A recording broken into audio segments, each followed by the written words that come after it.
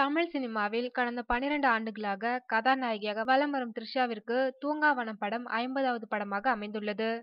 2002ஆம் ஆண்டு மௌனம் பேசியதே படத்தில் நாயகியாக அறிமுகமானவர் த்ரிஷா. அதற்கு முன்பு ஜோடி படத்தில் சிம்ரனின் தோழியாக சிறு வேடத்தில் வந்தார். 2002இலிருந்து இன்று வரை நாயகியாக மட்டுமே நடித்து வரும் த்ரிஷா தமிழ், தெலுங்கு, ஹிந்தி உள்ளிட்ட மொழிகளில் 50 படங்களில் நடித்துள்ளார்.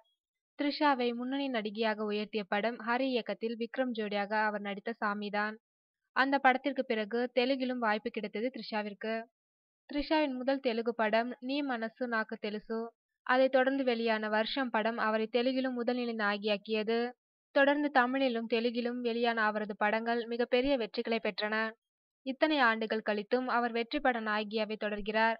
அவரது சமீபத்திய படங்களான என்னை அறிந்தால், கன்னட படம் பவர், தெலுங்கில் வெளியான லயன் போன்றவை வெற்றி பெற்றதால் த்ரிஷாவின் மார்க்கெட் இன்னும் ஸ்டடியாகவே உள்ளது. தற்போது த்ரிஷாவின் கைவசம் 7 படங்கள் உள்ளன. அவற்றில் பூலோகம் படம் விரைவில் வெளிவர இருக்கிறது. போகி என்ற இருமொழி படத்திலும் நாயகி என்ற தெலுங்கு படத்திலும் நடிக்கின்றார் த்ரிஷா. சுந்தர் சி இயக்கத்தில் அரண்மனை 2 படத்திலும் கமலுடன் தூங்காவனம் படத்திலும் நடித்துள்ளார். தூங்காவனம் படத்தின் தெலுங்கு பதிப்பிலும் இவரே நாயகி. தூங்காவனம் தான் த்ரிஷாவின் 50வது படம். இது குறித்து த்ரிஷாவிடம் கேட்டபோது, அரண்மனை 2, தூங்காவனம் ஆகிய 2 படங்களையும் ஒரே நேரத்தில் ஒப்புக்கொண்டேன். இரண்டுமே கிட்டத்தட்ட முடிந்துவிட்டன. எது முதலில் வருகிறதோ அதுதான் எனது 50வது படமாக அமையும் என்றார் நடிகை த்ரிஷா.